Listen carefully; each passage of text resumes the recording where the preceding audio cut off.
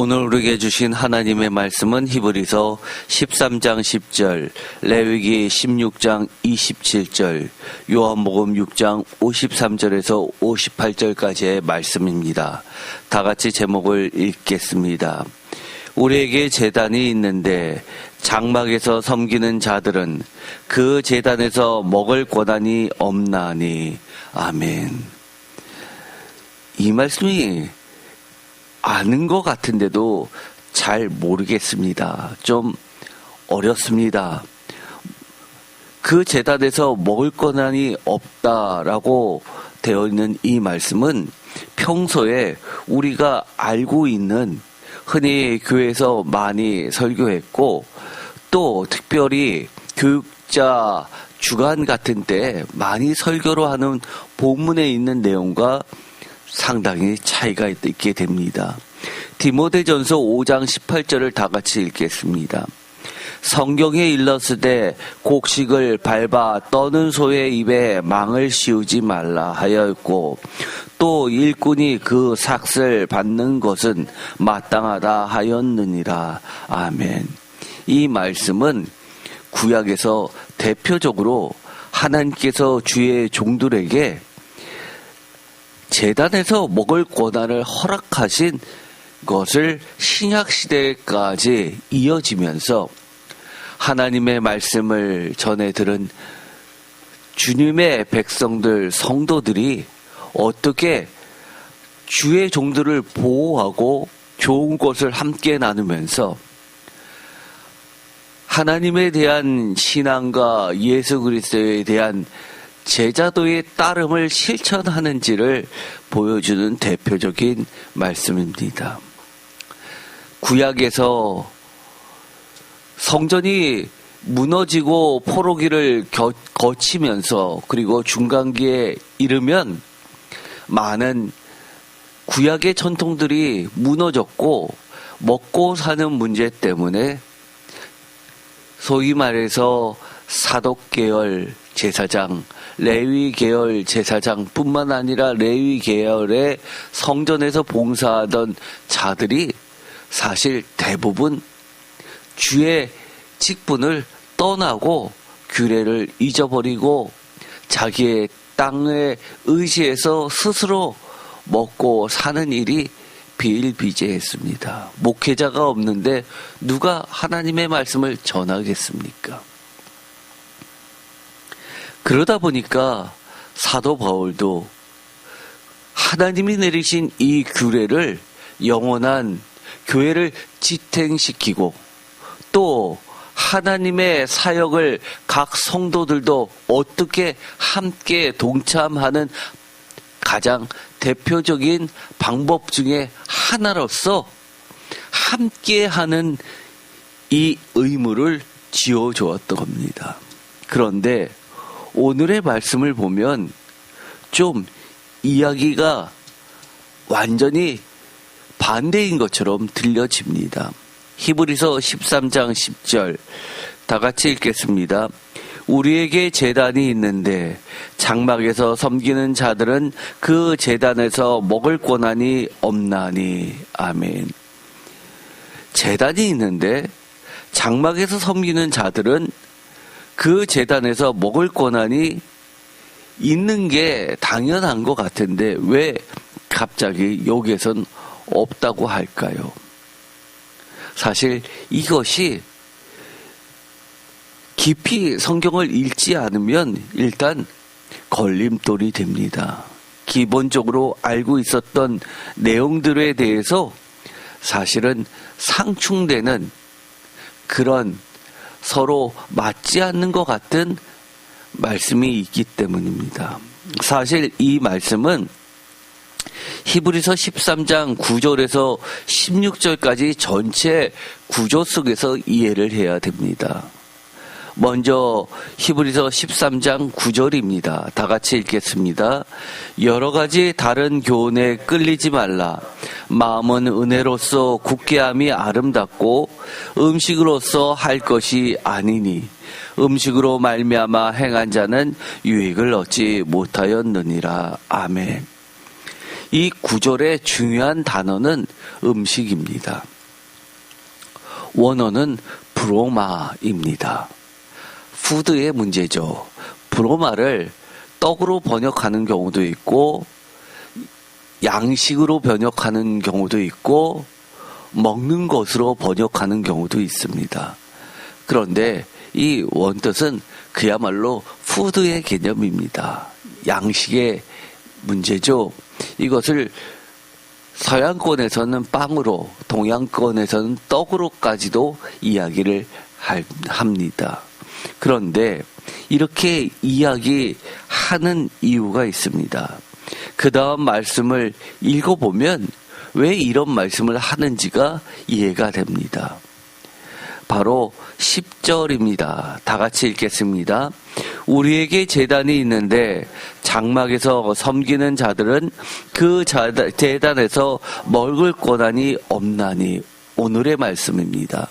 이 10절을 이야기하기 위하여, 즉 먹는 문제, 먹을 권한이 있느냐 없느냐의 유불을 따지기 위해서 9절을 도입부로 들여놓고 있습니다. 바로 먹는 문제입니다. 사실 이 9절만 따로 놓고 보더라도 그 자체로서의 하나의 완벽한 문장이기도 하지만 하나의 설교의 한 단락을 구성하기도 하지만 오늘은 전체의 단락에서 이 말씀을 살펴보고자 합니다. 예를 들어서 별도로 놓고 본다면 이 음식으로서 할 것이 아니니라고 한 것은 제가 지난 시간에도 이야기했듯이 사실 유대교와의 비교 대상에서 나온 이야기입니다. 주님께서 하셨던 교훈의 말씀, 주님의 가르침과 다른, 그것도 여러 가지 다른 교훈이라고 하는 것은 유대교의 전통적인 가르침을 지칭합니다. 그럼으로써 음식으로 할 것이 아니니 음식으로 말미암아 행한 자는 이라고 행함을 강조하는 이 유대교의 특징을 그대로 드러내면서 비교해서 유대교의 정결례법이 아름답다라는 것은 구약의 선함, 토부, 하나님의 선하심, 하나님의 말씀의 순전함을 상징하면서 이것이 진짜 교훈이 아니라 오히려 끌리지 말라고 유대교의 가르침을, 그것이 진짜 하나님의 의도인 것처럼, 물론 하나님께서 말씀을 해 주셨지만 참뜻, 속뜻, 진짜 예수님이 하나님의 성경의 말씀 가운데서 하나님의 뜻을 삶으로 실천하고 우리에게 보여준 그 진짜 의도를, 살아있는 말씀을 분리해서 한마디로 은혜로서라고 이야기하면서 예수님의 교훈으로 행하라고 이야기를 하는 겁니다. 그 예수님의 가르침과 유대교의 가르침을 이 한 단어 음식, 브로마로서 특징을 뽑아내면서 두 가지를 비교하고 있습니다. 세 번역으로 읽어보겠습니다. 여러 가지 이상한 교훈에 끌려다니지 마십시오. 음식 규정을 지키는 것으로 마음이 튼튼해지는 것이 아니라 은혜로 튼튼해지는 것이 좋습니다. 음식 규정에 매여서 사는 사람들은 유익을 얻지 못했습니다. 아멘. 못했습니다라고 단정적으로 이야기하면서 이상하다, 이상한 교훈에 끌려다니지 마라 라고까지 이야기합니다. 이 부분은 많은 학자들이 지적하듯이 히브리서의 배경이 되는 박해의 상황은 유대교인들이 AD 90년에 기독교인들을 이단으로 정죄 결정하기 이전인 예수님 시대부터 사도행전에 나오는 도당이라는 말로서도 알 수 있듯이 이미 초기 때부터 기독교를 유대교의 한 분파가 아니라 이단시 했었던 흐름을 그대로 반영하면서 정착돼 가고 있는 이 기독교인들을 로마 당국에 고발하면서 결국 그들을 다시 기독교를 버리고 유대교로 돌아가게 하려던 데 있음을 알 수 있습니다. 그래서 끌려다니지 말라고 이야기합니다. 그러면서 예수님의 가르침은 바로 은혜라는 중요한 핵심을 찢고 있습니다. 하나님께서 우리에게 예수 그리스도를 보내신 것은 은혜라고 이야기합니다. 이런 단어는 사실은 전체를 드러내는 핵심 단어이기도 한데 어떻게 보면 이것은 요한복음의 서문에서도 이야기하는 것입니다. 진리와 은혜를 강조하면서 은혜 위에 은혜라는 말씀을 하는 것을 보아서 많은 학자들이 이 히브리서는 바울의 영향과 또 요한복음의 영향을 강하게 받으면서도 독자적으로 발전했던 교회로 보고 있던 겁니다. 지금도 감리교회에서는 기독교의 핵심 중에 하나를 바로 은혜에 기초한 예수 그리스도의 신앙으로 설정해 놓고 있습니다. 은혜를 빠지고선 하나님의 사랑을 짐작도 할 수 없고 또한 알 수도 없기 때문입니다. 그런데 이 음식이라고 했었던 브로마라는 단어를 보면 기본적으로 푸드입니다.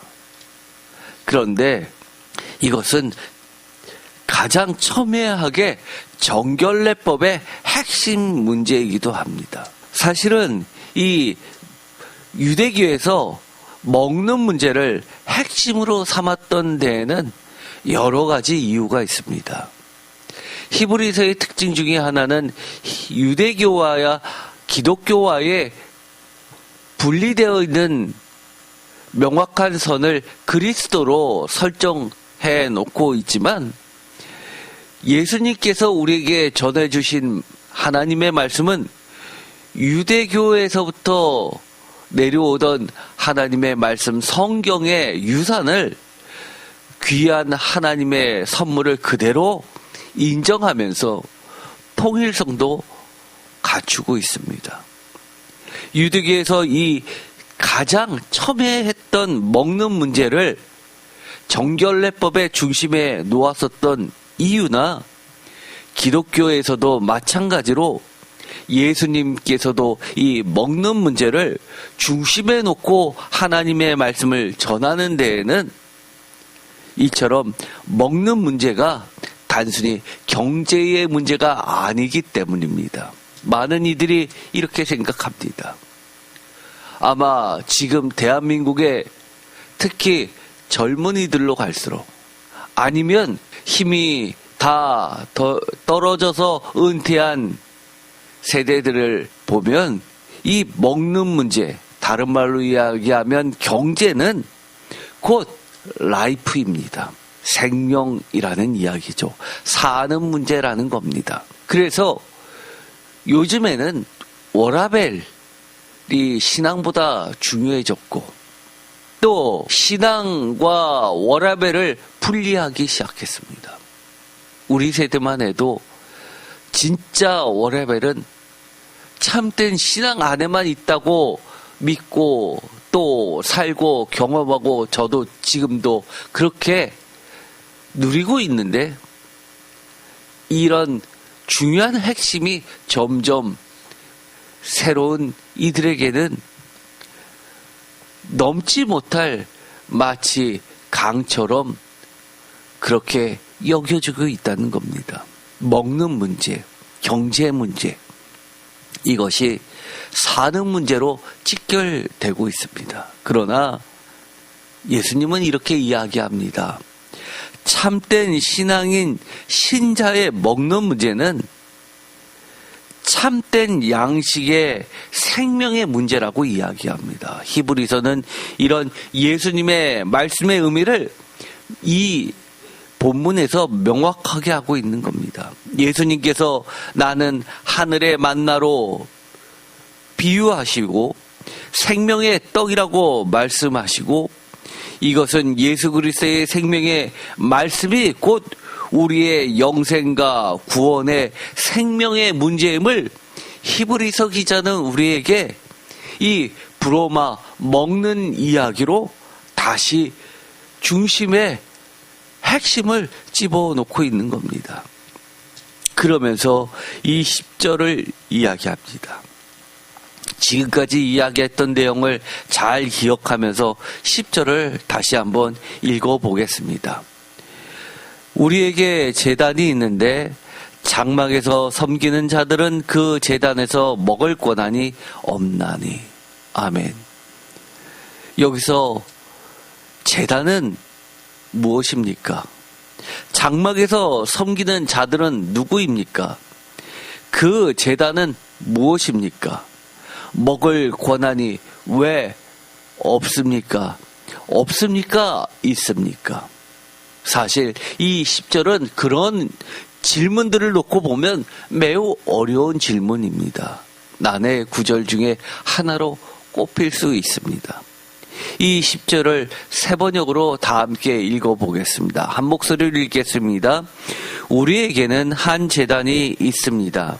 그런데 유대교의 성전에서 섬기는 사람들은 우리의 이 제단에 놓은 제물을 먹을 권리가 없습니다. 아멘. 어떠신가요? 이 10절과 10절의 개역 개정과 새 번역은 번역이 상당히 많이 다른 것을 발견하게 됩니다.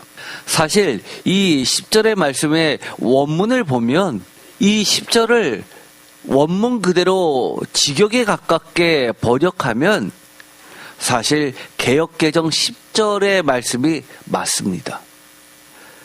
새 번역은 이 10절의 말씀이 무슨 소리인지 제가 좀 전에 질문했던 것처럼 장막에서 섬기는 자들이 왜 먹을 권한이 없는지 기본적으로 구약에서 말씀하셨던 대원칙, 그리고 사도 바울도 이야기했던 계속해서 이어져 내려오던 기독교의 전통과 다른 이야기를 하는지 혼돈될 것을 우려해서 이렇게 풀어서 사실 의역을 한 겁니다.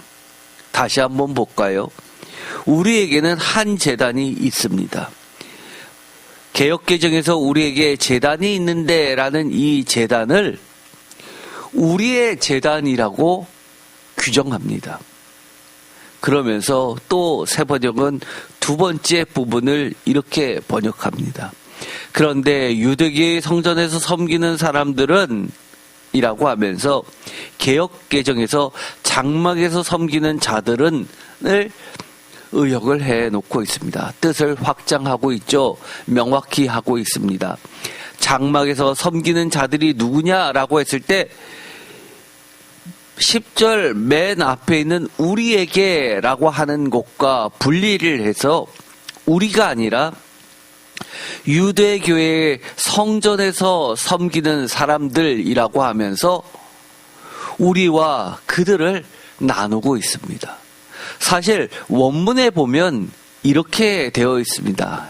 에코멘이라고 되어 있는데 헬라어에서의 주어는 에고에이미 할 때처럼 주어를 앞에 표시를 할 수도 있지만 대부분은 생략을 하고 뒤에 있는 동사의 어미 형태로 주어를 가름합니다. 뒤에 있는 오멘이라는 것은 복수, 위, 1인칭의 동사 어미입니다. 그래서 에코멘 하면 we have라고 영어로 번역했듯이 우리는 가지고 있습니다 라고 우리 1인칭을 명확히 하고 있습니다.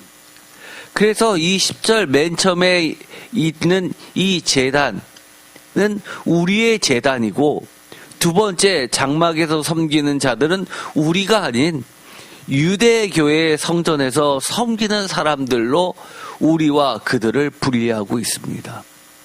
그 다음에 말씀을 읽으면 개역개정에서 그 제단에서 먹을 권한이 없나니라고 번역했는데 직역을 했습니다. 새 번역은 이렇게 번역합니다. 의역이죠. 우리의 이 제단에 놓은 제물을 먹을 권리가 없습니다. 즉, 그 제단이라고 하는 것을 유대교의 성전에서 섬기는 사람들의 제단이 아니라 우리에게 있는 우리의 이 제단이라고 분리를 하면서 그 뒤에 제물을 먹을 권리는 그들에게 권리에 해당하는 그들의 제단에서 먹는 권리를 우리의 제단, 기독교인들의 제단에서 먹을 권리는 없다라고 분리를 하는 겁니다. 이 10절 한 절의 말씀에 이렇게 주어와 동사를 분리해서 명확히 번역하지 않으면 사실 10절은 이해되지 않습니다. 다시 한번 볼까요? 앞에 있는 제단은 무슨 제단입니까? 우리의 제단인데 우리의 제단은 어떤 제단입니까? 제단은 성전을 의미하고 교회를 의미합니다. 예수 그리스도를 하나님의 아들로서 고백하는 교회의 제단입니다. 장막에서 섬기는 자들은 유대교의 하나님을 믿으면서도 예수 그리스도를 하나님의 아들 구원의 유일한 통로와 생명임을 거부한 유대교의 제사장들을 이야기합니다. 세 번째, 그 제단이라고 하는 것은 우리 교회의 제단 성전을 의미하고 먹을 권한은 없음의 주체는 유대교인들의 먹을 권한을 없다라고 하면서 반면에 먹을 권한이 있는 자는 우리 기독교인들이라고 이야기를 하는 겁니다. 이러한 의미 변화는 매우 우리에게 중요한 이야기를 해주고 있습니다. 공동 번역은 의역을 가장 많이 하는 번역이죠. 10절을 공동 번역으로 다 같이 읽어보겠습니다. 유다교의 천막 성소에서 제사를 드리는 사제들은 우리 제단의 제물을 먹을 권리가 없습니다. 아멘. 더 발전을 시켜서 의역을 확대시킵니다. 심지어 천막 성소라고 이야기를 합니다. 제단을 천막 성소라고 하는 것은 유대교의 성전을 이야기할 때 여러 가지로 지칭할 수 있습니다. 이 히브리서가 쓰여질 당시에 가장 가까웠던 성전, 첫 번째는 헤롯 성전이죠. 예수님 시대의 성전입니다. 이 헤롯 성전은 바벨론 포로 이후에 스룹바벨 성전에서 이방인의 뜰을 4배로 크게 확대한 새로운 완전히 새로운 성전이 아니라 이노베이션, 개축한 성전을 이야기합니다. 건물, 성전을 의미하고 원어로는 나오스라는 헬라어를 사용합니다. 그런데 특별히 이 천막 성소라고 하는 것은 스룹바벨 성전 이전에 바벨론 포로기 이후에 새로 지은 성전도 아니고 솔로몬 성전이 있었습니다. 천막 성소는 이 솔로몬 성전도 말하는 것이 아니라 모세 시대 때 이동하는 천막으로 되어 있었던 성전을 말합니다. 그래서 천막 성소라고 더 명확히 이야기합니다. 즉 유다교의 천막 성소는 사실은 유다교라고 지칭할 때는 유다교라는 명칭은 바벨론 포로기 이후에 생성되었다라고 학자들은 보지만 공동 번역에서 특별히 유대교라고 이렇게 명기를 한 것은 예수님 시대 이전의 모든 것을 하나로 통틀어서 유대교라고 지칭한 겁니다. 그러면서 심지어 모세 시대의 그 천막 성서마저도 그리스도의 성전의 모형, 하늘 성전의 모형일 뿐이라는 것을 암시하고 있습니다. 두 번째, 공동 번역에서는 제사를 드리는 사제들은 이라고 하면서 아예 사제라고 번역을 했습니다. 명확히 목사와 사제와 그리고 제사장과 이런 구분되는 명칭들을 통해서 유대교의 그 제사장, 사제들을 지칭하고 있습니다. 세 번째, 히브리서 13장 10절의 공동번역은 우리 제단이라고 다시금 제단의 그를 우리 것에 해당하는 제단이라고 명확히 하고 있습니다. 그러면서 제물을 먹을 권리가 없는 것은 유대교의 사제들이라고 하는 겁니다. 영어도 마찬가지죠. NASB 같은 경우도 We have an altar. altar는 제단을 의미하죠. From which those who serve the tabernacle have no right to eat. Serve the tabernacle. tabernacle은 뭔가요? 제사를 드리는 이라는 의미보다 serve the tabernacle이라고 번역하면서 미니스트리의 개념까지, 즉 단순히 제사를 드리는 행위뿐만 아니라 예배를 드리고 또 가르치고 하는 모든 범위까지 다 확대시키고 있는 겁니다. 이 원문을 보면 여러 가지 중요한 단어들을 통해서 아주 짧은 문장이지만 우리가 깊이 생각해야 될 핵심들을 유대교와 기독교를 분리해서 어떻게 다른지를 드러내는 단어들이 대거 등장합니다. 뒤시아스테리온이라는 단어는 제단이라는 단어인데, 뒤시아는 사실은 제물입니다.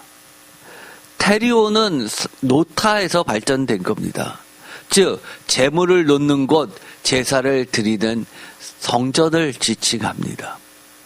엑수시아, 권한이 없다라고 하는데 엑수시아는 헬라어의 엑수시아가 영어로 가면 에쿠스, 권위에 해당하는 그런 어원을 가지고 있습니다.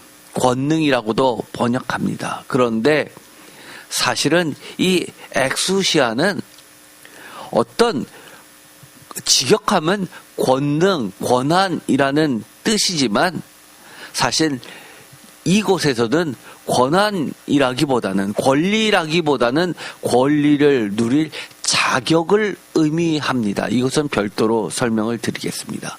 자격이라는 권한, right보다는 자격이라는 것에 보다 중심을 두고 이해를 하시면 됩니다.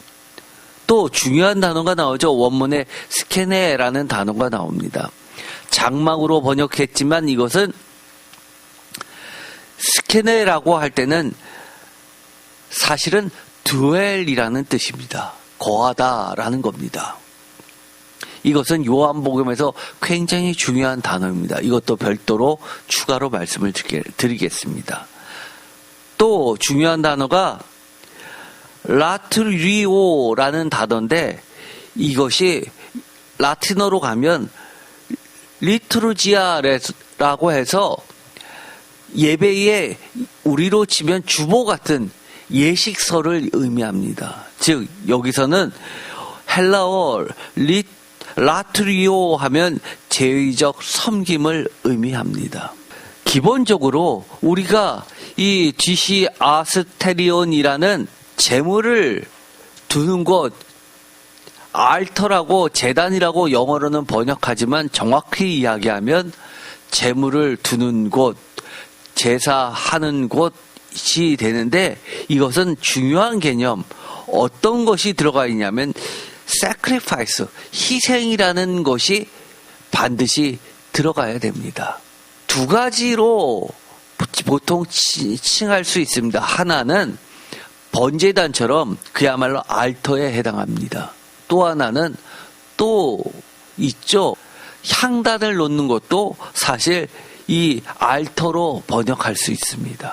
그런데 헬라어 중에서 원문 중에서 아주 중요한 단어가 먹는 문제. 아까 10절이 아니라 9절에서 브로마를 이야기했고 10절에 와서는 그 브로마 명사를 동사 파고라는 먹는 문제로 이어지고 있는 아주 중요한 단어입니다. 사실 이 먹는 권한이 있다라고 할 때 이 권한의 중요한 것, 권한이 여러 가지도 있잖아요. 예를 들어서 사제를 이야기할 때 우리는 대부분 사제의 대표적인 권한은 예배를 집도하는 권한입니다.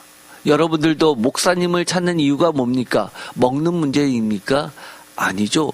예배의 문제입니다. 그런데 이것을 파고라고 해서 먹는 권한이라고 권한 중에서 먹는 문제를 이야기하는 겁니다. 그래서 이 파고가 권한의 성격을 드러내는 핵심, 사실 숨어있는 핵심 단어입니다. 왜냐하면 요한복음 6장에 보면 아주 유명한 단어가 본문이 들어가 있습니다. 공간복음서, 마태, 마가, 누가복음에 다 들어가 있고요. 또 공간복음서에서는 없지만 요한복음의 제4복음서라고 하는 요한복음에 가면 길게 설교 형태로 들어가 있는 중요한 기적과 강해, 설교 이야기가 바로 오병이어의 문제입니다. 예수님의 기적 중에서 사람들이 잊자고 가장 많이 기억하는 것, 손가락 5손가락 안에 꼽으라고 한다면 오병이어의 기적이 들어갈 겁니다. 53절부터 다 같이 읽겠습니다. 예수께서 이르시되 내가 진실로 진실로 너희에게 이르노니 인자의 살을 먹지 아니하고 인자의 피를 마시지 아니하면 너희 속에 생명이 없느니라. 아멘. 오병이어의 기적 이야기를 하고 긴 설교 이야기를 합니다. 그래서 요한복음에서는 기적을 기적이라고 하지 않고 사인이라고 합니다. 표적이라고 지칭하죠. 그러면서 이 오병이어의 기적을 행한 이유가 이 설교를 하기 위해서입니다. 바로 그 오병이어의 문제는 배고파서 사느냐 죽느냐의 문제가 아니라 예수님은 이렇게 이야기합니다. 먹는 문제로 발전을 시킵니다. 먹고 사는 문제, 경제의 문제가 결국 예수님이 말씀하신 먹는 문제 아닙니까? 라고 할 때 아니죠. 예수님은 먹는 문제를 이렇게 발전시킵니다. 인자의 살을 먹지 아니하고 인자의 피를 마시지 아니하면 너희 속에 생명이 없느니라. 생명, 영생의 문제를 이야기합니다. 구원의 문제를 이야기합니다. 여기서 생명이 없느니라 라고 하니까 먹는 문제는 생존의 문제고 라이프의 문제 아닙니까? 라고 할 때 예수님은 먹는 문제가 라이프, 생존의 문제가 아니라 진짜 라이프, 생명, 영원한 생명, 구원의 문제야 라고 가르쳐 주시는 겁니다. 그러면서 54절에 이렇게 이야기합니다. 다 같이 읽겠습니다. 내 살을 먹고 내 피를 마시는 자는 영생을 가졌고 마지막 날에 내가 그를 다시 살리리니 내 살은 참된 양식이요 내 피는 참된 음료로다. 내 살을 먹고 내 피를 마시는 자는 내 안에 거하고 나도 그의 안에 거하나니 살아계신 아버지께서 나를 보내심에 내가 아버지로 말미암아 사는 것 같이 나를 먹는 그 사람도 나로 말미암아 살리라. 이것은 하늘에서 내려온 떡이니 조상들이 먹고도 죽은 그것과 같지 아니하여 이 떡을 먹는 자는 영원히 살리라. 아멘. 여기서 보면 주님이 먹는다라는 이야기를 53절에 이야기합니다. 인자의 살을 먹지 아니하고 54절에 내 살을 먹고, 이 먹는다라고 할 때 원어는 파고입니다. 아까 이야기했죠? 파고. 10절에 있는 먹을 고나니라고 할 때 이 파고입니다. 그러면서 54절에 이렇게 이야기합니다. 내 살을 먹고 내 피를 마시는 자는 영생을 가졌고 마지막 날에 내가 그를 다시 살리리니 55절 다 같이 읽겠습니다. 내 살은 참된 양식이요 내 피는 참된 음료로다. 아멘. 여기서 참된 양식이요라고 할 때 이 양식이 브로마입니다. 아까 히브리서 13장 9절에 나와 있던 브로마가 요한복음 6장 55절에 참된 양식이요 할 때 양식이 브로마이고, 또 히브리서 13장 10절에 이야기했던 파고가 먹을 권한이 할 때 먹다의 파고가 53절에 먹지 아니하고의 먹지에도 파고이고 54절에 내 살을 먹고에도 파고이고, 그 다음에 56절에 내 살을 먹고에도 파고이고, 그리고 57절에 나를 먹는 할 때도 이것이 파고입니다. 그 다음에 58절에도 조상들이 먹고도 할 때 이 먹고도도 파고이고, 58절 하반절에 이 떡을 먹는 자는 할 때 먹는 것도 파고입니다. 즉 참된 양식, 브로마의 이야기, 먹는 문제를, 파고의 문제를 결국 어디로 이야기하고 있냐면 생명, 영생, 참된 양식, 그 다음에 그것이 다시 살리는 구원의 문제, 영원한 생명의 문제, 그 영원히 사는 것을 결국은 영생이라고 하면서 심지어 아주 중요한 이야기를 하죠. 어떻게 보면 요한복음의 아주 중요한 이야기죠. 57절 다 같이 읽겠습니다. 살아계신 아버지께서 나를 보내심에 내가 아버지로 말미암아 사는 것 같이 나를 먹는 그 사람도 나로 말미암아 살리라. 아멘. 세 번역으로 읽어볼까요? 살아계신 아버지께서 나를 보내셨고 내가 아버지 때문에 사는 것과 같이 나를 먹는 사람도 나 때문에 살 것이다. 아멘. 57절의 세 번역은 아주 새롭게 해석될 수 있는 본문입니다. 다시 한번 다 같이 읽어볼까요? 살아계신 아버지께서 나를 보내셨고 내가 아버지 때문에 사는 것과 같이 나를 먹는 사람도 나 때문에 살 것이다. 아멘. 57절을 개역개정으로만 읽으면 종말에 내가 죽고 나서 사후에 예수님께서 나를 부활, 영생시키신다로만 이해할 수도 있습니다. 그러나 이 57절의 말씀은 단순히 그 말씀이 아니라 요한복음의 특징이죠. 가장 중요한 특징, 현재화입니다. 요한복음에 있어서의 생명은 마지막 때에 다시 살림을 받는 것이기도 하지만 지금 내가 예수 안에 있음으로써 내가 지금 예수와 영원히 같이 사는 겁니다. 이미 내 안에 영원한 생명이 예수로 말미암아 존재하는 겁니다. 그러면서 지금의 문제를 다루고 있습니다. 살아계신 아버지께서 나를 보내셨고 예수를 이 땅에 보내셨고 예수가 아버지 때문에 하나님 때문에 사는 것과 같이 앞으로도 살지만 부활하지만 지금 현재도 이 땅에서 사는 것과 같이 나를 먹는 사람도 예수를 먹는 사람도 파고, 즉 예수님의 참된 양식 살아있는 떡을 먹는, 즉 예수님처럼 우리도 사는 하나님의 말씀이신 로고스 자체가 예수님의 말씀을 우리도 먹으면 예수님 때문에 살 것이다 라고 이야기하는 겁니다. 즉 예수님께서 이 땅에서 내가 사는 존재 이유, 앞으로 다시 살아날 이유, 너희들도 마찬가지로 아버지께서 나를 보내신 아버지의 뜻대로 내가 너희들을 보냈으니 너희들도 나로 인하여 나 때문에 산다라고, 예수님처럼 이 땅에서 그렇게 살아라, 앞으로도 영원히 살 것이다 라고 이야기해 주는 겁니다.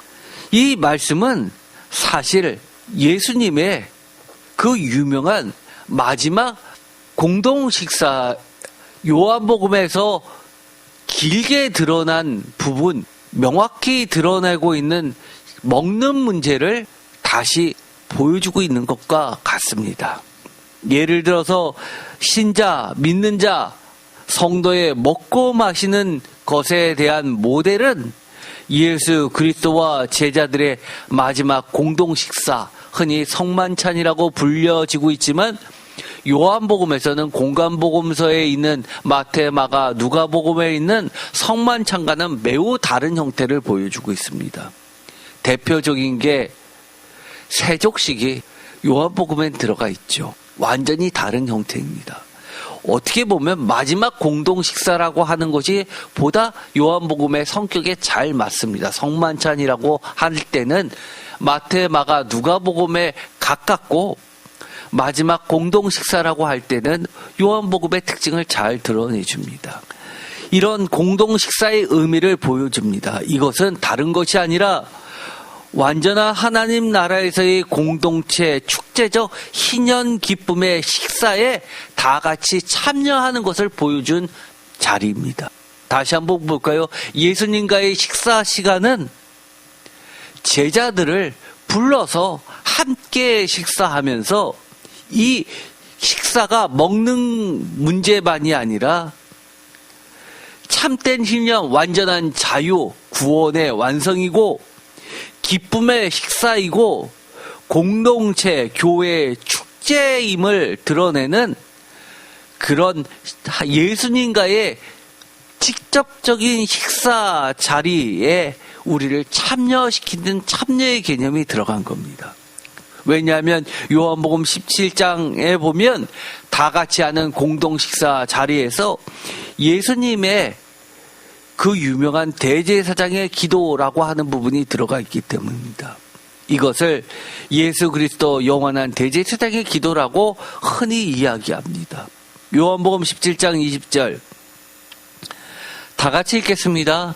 내가 비옵는 것은 이 사람들만 위함이 아니요 또 그들의 말로 말미암아 나를 믿는 사람들도 위함이니. 아멘. 믿는 사람들, 신자, 우리들을 위하는 거죠. 21절 중요한 말씀입니다. 다 같이 읽겠습니다.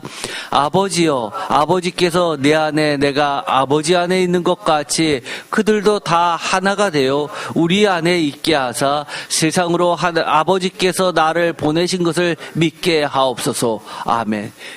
20절에 믿는 문제를 다시 한번 21절에 믿음으로 연결시키면서 어떻게 이야기하십니까?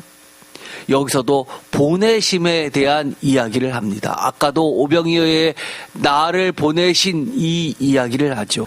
그러면서 우리는 예수님이 우리를 보내셨는데 그 이유는 아버지가 나를 보내신 이유, 아버지께서 내 안에 내가 아버지에 있는 것 같이 그들도, 즉 믿는 자들 우리 모두가 하나가 되어 우리끼리의 하나의 의미보다도 모든 믿는 자의 모든 공동체가 결국은 우리 안에 있게 하는 예수님과 하나님과 성령님과 우리 모두가 하나됨을 이야기합니다. 어떻게 보면 그들이라고 하는 것은 믿는 자 플러스 성령님의 교통하심까지도 함께 포함한 교회를 의미합니다. 그래서 우리 안에 있게 되는 것은 성령님의 인도하심으로써 우리가 하나님과 예수님과 우리가 사실은 하나가 될 수 있는 겁니다. 그러면서 이 공동의 식사 자리는 궁극적인 22절 다 같이 읽겠습니다. 내게 주신 영광을 내가 그들에게 주었사오니 이는 우리가 하나가 된 것 같이 그들도 하나가 되게 하려 함이니이다. 아멘. 바로 영광의 문제를 이야기합니다. 궁극적인 이 참여시킨 이유는 하나님의 영광, 예수 그리스도의 영광, 성령님의 영광, 우리도 함께 그 영광에 하나가 되게 하려는 거라는 겁니다. 23절 다 같이 읽겠습니다.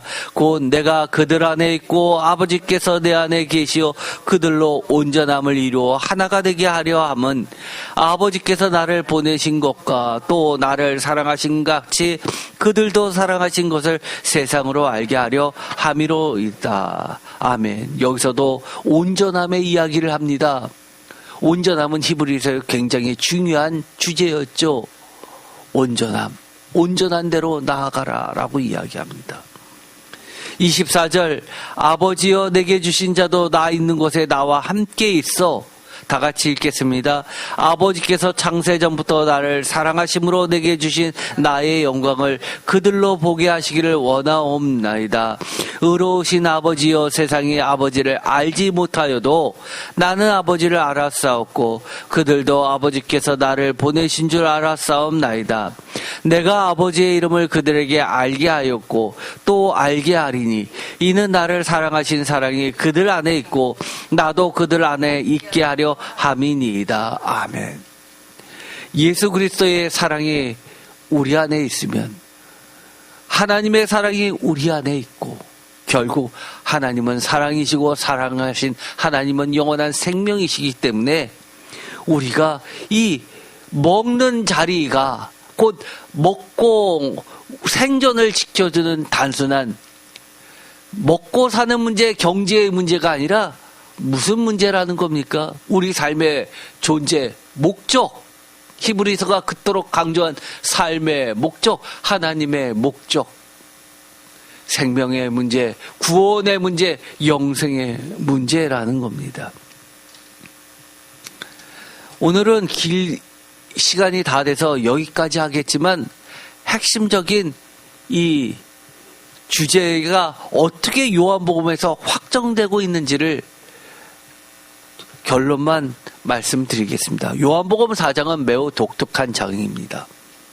다른 데서 볼 수 없는 사마리아 기독교 공동체에 대한 예수님께서 직접 사마리아 지역에 전도하신 선교의 장면이 들어가 있습니다. 그래서 많은 학자들은 이 요한복음 4장을 가장 늦은 시점에 요한복음에 들어가 있는 본문 중에 하나로 꼽을 정도입니다. 그러나 요한복음 4장이 분리돼서 발견된 사본이 단 하나도 없기 때문에 요한복음을 전공한 학자들은 그것을 인정하지 않고 처음부터 요한복음 4장은 이 위치에 그대로 놓여서 우리에게 전해 내려오고 있다고 증명하고 있습니다. 거기에 보면 이렇게 되어 있습니다. 예수님께서 사마리아 지역에 들어가셔서 사마리아 여인을 야곱의 우물터에서 만나십니다. 그리고 나서 제자들은 먹을 것을 구하러 장례로 나가고 나중에 돌아옵니다. 그들은 예수님과 사마리아 여인 사이에 나눈 대화를 듣지 못했고 보지도 못했고 이해도 못했습니다. 그런데 그들이 이렇게 이야기합니다. 예수님께 양식의 문제를 이야기합니다. 드세요라고 하니까 31절에 라비오 잡수소서라고 이야기하니까 32절에 주님의 먹을 양식을 이야기합니다. 이 양식도 브로마입니다. 그러자 33절에 제자들이 이해를 못하고 누군가가 먼저 갖다 드렸나라고 생각을 합니다. 그러자 34절에 이렇게 이야기하십니다. 다 같이 읽겠습니다. 예수께서 이르시되 나의 양식은 나를 보내신 이의 뜻을 행하며 그의 일을 온전히 이루는 이것이니라. 아멘. 여기서 나의 양식은 브로마입니다. 나를 보내신 이의 뜻, 히브리서의 주제하고도 같고 아까 이야기했었던 마지막 공동 식사에서의 주제하고도 같고 온전함도 같습니다. 이 34절에 이 모든 것이 함축적으로 들어가 있습니다. 그러면서 35절에 추수 이야기를 합니다. 마지막 때 종말의 때를 이야기합니다. 그러면서 너희에게 부탁하십니다. 너희 눈을 들어 밭을 보라 희어져 추수하게 되었도다. 그러면서 36절에 영생의 이야기를 하면서 이미 삭도 받고라고 합니다. 그러면서 중요한 이야기를 하죠. 36절에 함께 즐거워하게 하려 합니다. 함께 참여를 이야기하면서 기쁨을 이야기합니다. 그래서 예수님과의 공동 식사는 마지막 때 우리가 함께 누리는 하나님의 일에 예수님께서 참여하신 것처럼 우리도 예수님께서 우리를 보내신 예수님의 뜻에 참여함으로써 하나님과 예수님과 성령님과 우리가 다 함께 공동 식사에 참여하는 이 완전한 식사, 먹는 문제, 영생의 문제를 누리는 이야기가 되는 겁니다. 이것이 히브리서에서 오늘 이야기했던 아주 짧은 이야기지만 제단의 이야기, 섬기는 자들의 이야기, 사도죠. 하나님의 사역을 맡은 자들입니다.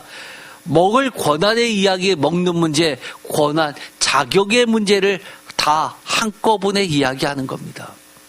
나머지는 제가 다음 시간에 이야기하지만 결론을 먼저 말씀을 드리겠습니다. 왜 그들에게 먹을 권한이 없느냐? 왜냐하면 예수 그리스도를 거부했기 때문입니다. 우리의 제단에서 우리는 왜 먹을 권한이 있느냐? 예수님께서 우리와 함께 공동 식사를 하면서 하나님의 사역, 예수님의 사역, 성령님의 사역 가운데 우리를 포함시켜서 함께 하는 이 식사 생명의 문제에 기쁨을 나누고 계시기 때문이라는 겁니다. 그래서 우리에게는 권한이 있지만 예수님을 거부한 이들에게는 권한이 없다고 이야기하는 겁니다. 이것은 섞을 수가 없고 배타적이고 독립적입니다. 그래서 히브리서 기자는 우리에게 이야기합니다. 여기저기 휩쓸려 다니지 말고 유대교의 먹는 문제로 다시 돌아가지 말고 진짜 먹는 브로마 참된 양식에 머무르라고 이야기를 하는 겁니다. 오늘은 여기까지 하겠습니다. 우리가 지금 이 예배를 드리러 제단에 와 있습니까? 제단에 와 있습니다. 예배를 드렸습니다. 무슨 시간이었습니까? 생명의 시간이었습니다. 영생의 시간이었습니다. 예수님과 하나님과 성령님과 우리가 함께하는 기쁨의 시간이었다는 사실을 기억하시기 바랍니다. 기도하고 마치겠습니다. 하나님 감사합니다. 오늘도 우리에게 귀한 은혜 주셨습니다. 우리의 삶의 문제, 존재의 문제, 먹고 사는 경제의 문제가 아니라 참된 양식을 먹고 영원히 사는 생명의, 진짜 영원한 생명의 문제임을 가르쳐 주셨습니다. 감사합니다. 하나님의 기쁨, 예수님의 영광 다 함께 우리도 참여하면서 끝까지 예수님의 공동 식사 자리에 머무르게 하여 주옵소서. 예수 그리스도의 이름으로 기도드립니다. 아멘.